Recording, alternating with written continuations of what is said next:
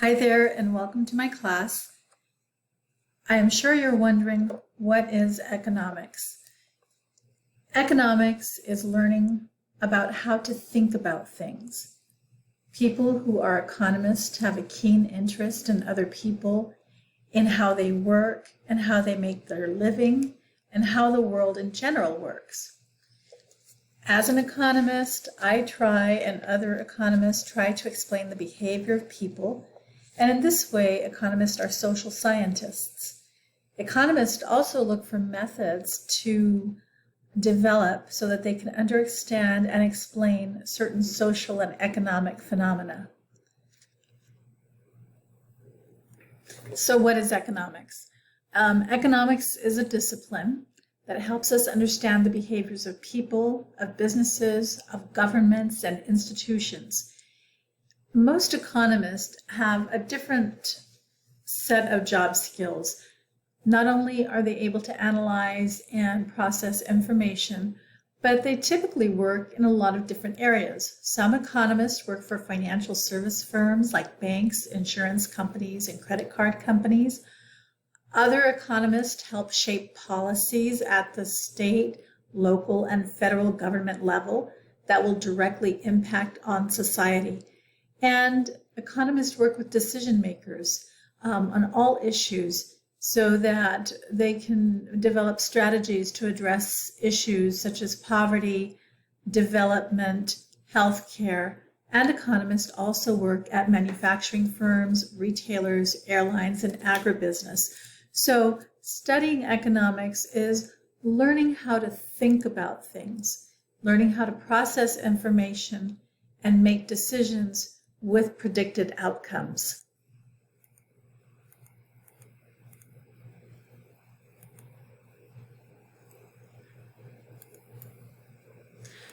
So economists are thinkers.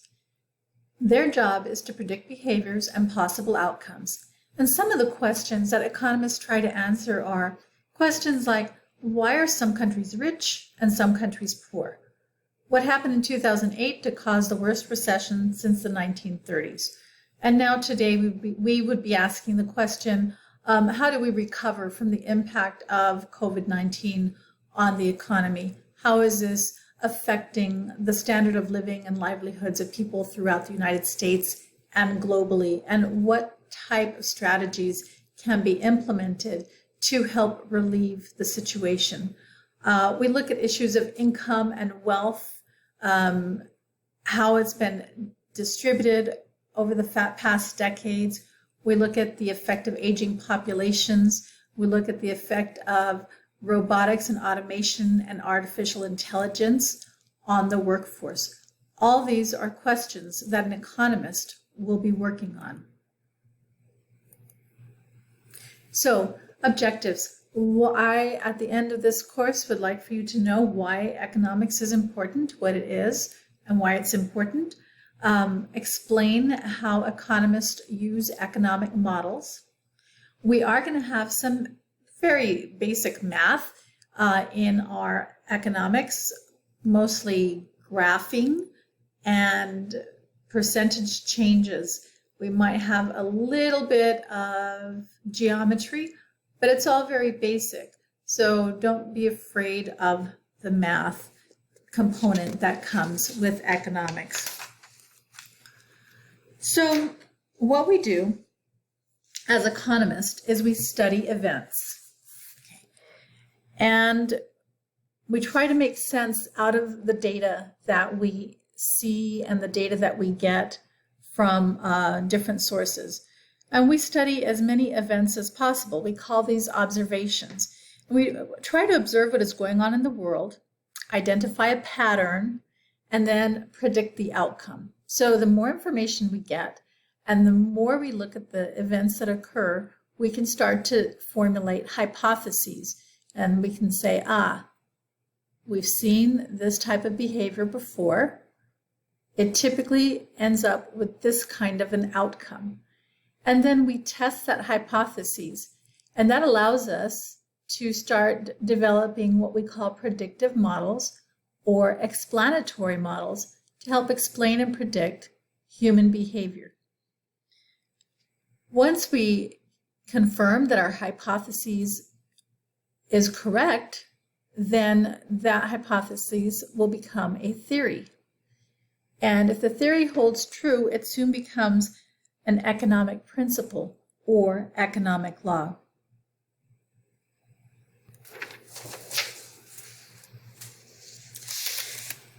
So once our observations and our hypotheses are confirmed and have consistent outcomes, and we develop our economic principles or laws, this allows us to generalize and to predict. So a generalization is a broad blanket statement that applies to the overall picture, but overlooks specific instances or individuals. So we might say something that applies to a broad population, but it may not be true of individuals. We use some key assumptions when we do generalize, and one of the key assumptions is ceteris paribus, the statement right here, ceteris paribus, and it's Greek for all other things equal. In other words, when we start to look at situations, we want to simplify those situations, and we want to hold everything constant except the one event that is occurring. And this allows us to create a model. A model is a simplification of reality. So I am sure you're familiar with model cars, model airplanes. Those are just simplifications of what the real automobile is or what the real airplane is. You get the picture, you can get the concept of what it's supposed to do, but clearly a model car or a model airplane is not a mode of transportation. It is just a tool that is used to help explain the concept of a car or an airplane. So in this class, we are going to learn the hard-working models in economics. And those hard-working models are the production possibilities model, the circular flow model, the supply and demand model, the aggregate demand, aggregate supply model. You're going to learn how to take measurements of the macroeconomy, and you're going to learn about fiscal and monetary policies. So each of these models are frameworks for thinking, and you are responsible for knowing these, and you will be asked throughout the semester, this is a situation that is occurring today. Which model would you use to think about this? How do we think about it? It's a matter of selecting the appropriate model to determine how we process that information. So these are really cool models. They're very helpful in your daily life, your business life, and I'm sure that they will be helpful for you in the future.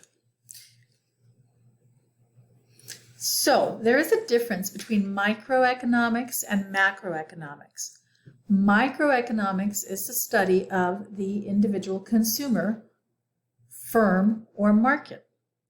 Macroeconomics is the study of the entire economy or a major aggregate or component of the economy. So this course is macroeconomics, so we will be studying the entire economy. And as we saw on the previous slide, we're going to learn how to measure the macroeconomy. And there's 3 key measurements for that. Full employment, how many people have jobs? Does everybody have a job? What is the current employment situation? Price stability. And when we talk about price stability, I am referring to inflation. Do we have inflation? General overall price levels are rising during periods of inflation, or sometimes all prices are falling, and that would be a situation of deflation. Then we are going to look at economic growth, and we measure economic growth by our gross domestic product. And we will learn a lot about how to measure economic growth and how important it is for our country.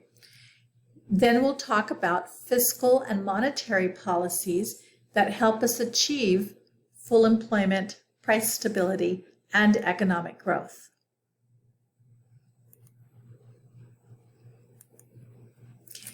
So Important to note, in economics, we have positive economics and normative economics. Positive economics are statements that are factual. For instance, it is 100 degrees outside. You can go out and verify that. Look at the thermometer and see, yes, indeed, it's 100 degrees.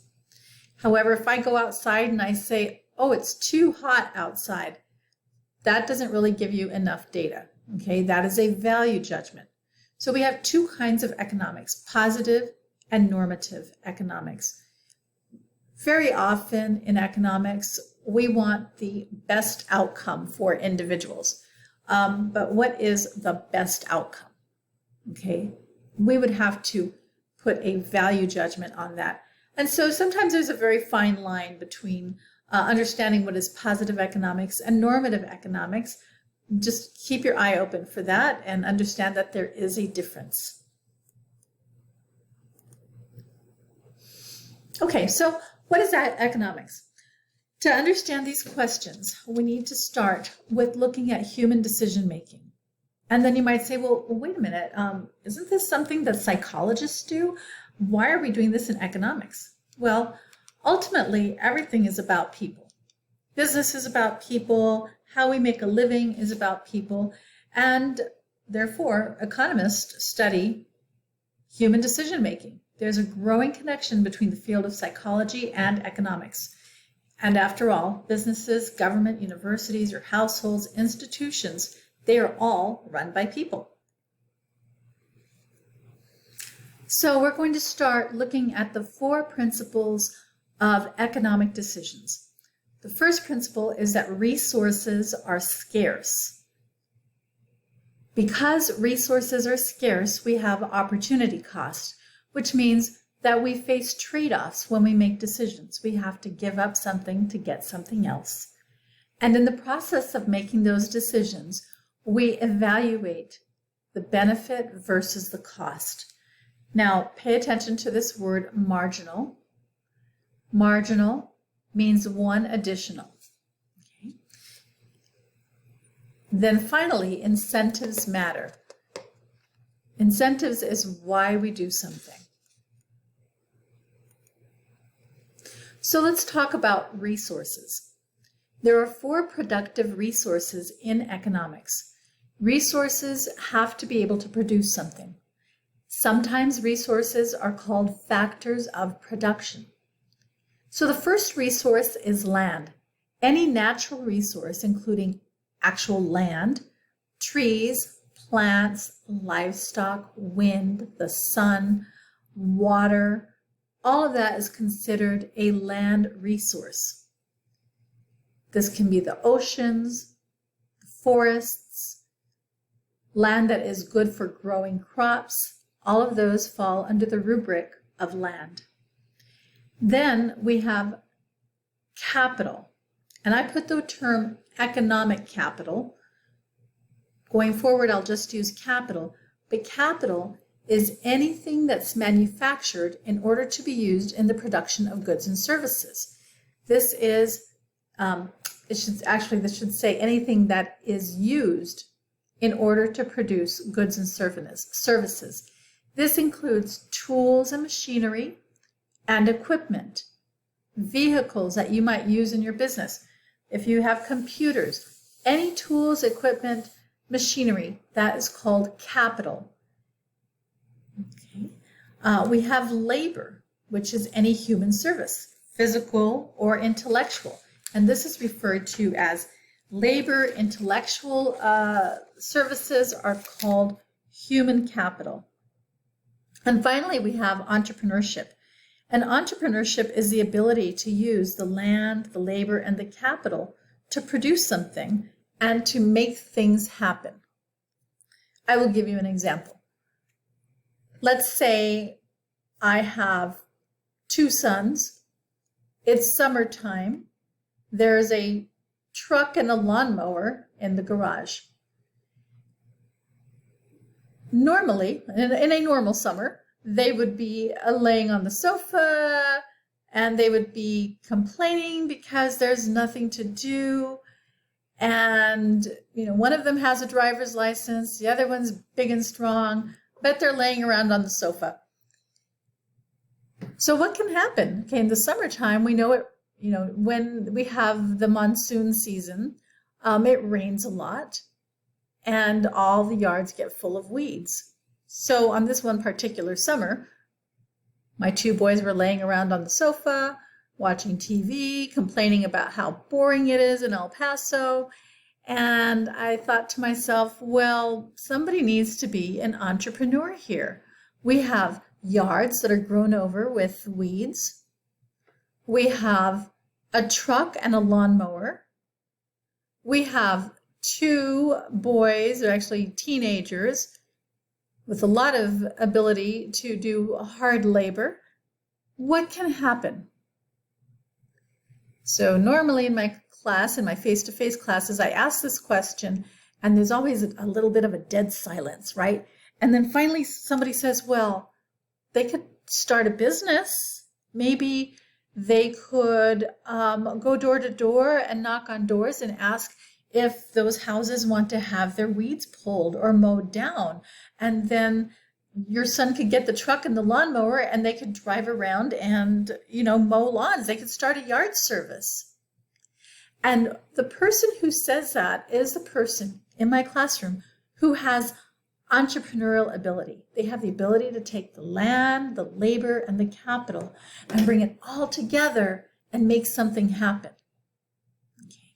So that's entrepreneurship. Entrepreneurship is a very important resource and very important for making all the other resources come together and making things happen. Okay. So entrepreneurs are risk takers and they have the ability to organize. Now, because resources are scarce, we are faced with what is called opportunity costs. Opportunity costs are a way to measure the trade-off in the choices that we make given the fact that we have scarcity. So, for example, if you have $10 and you can choose between buying lunch or going to the movies, you have a choice to make. You can only do one of those. So you're going to have to give up either lunch so that you can go to the movies, or you're going to have to give up movies so that you can go to lunch. And this is an opportunity cost. Opportunity cost is the best thing, the next best thing that we give up. Okay? And the way we measure this is we take what you give up divided by what you get, and that tells you what your opportunity costs. So we're always measuring what is the trade-off. Because we're always measuring in this fashion, we also have something called marginal benefit versus marginal cost. This is called marginal decision making. And I want you to pay attention to this word marginal.